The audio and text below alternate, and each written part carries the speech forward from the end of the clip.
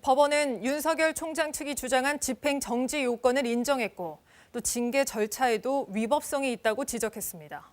재판부는 이례적으로 각각의 징계 사유에 대한 구체적인 판단도 내놨습니다. 최유경 기자가 법원의 판단 근거를 정리했습니다.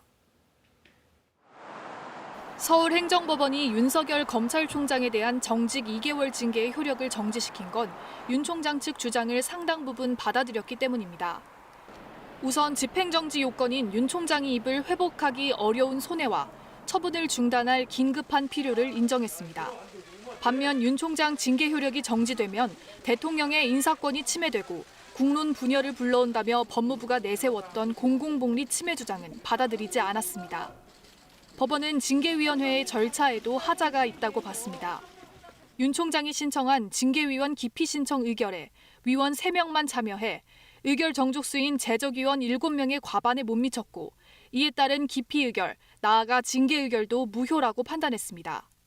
하지만 정한중 교수의 위원장 위촉과 심재철 검찰국장의 기피 의결 참여가 위법하다는 등의 윤 총장 측 주장은 받아들이지 않았습니다. 징계 사유에 대한 판단은 사안별로 엇갈렸습니다. 먼저 정치적 중립 위반은 타당하지 않다고 봤습니다.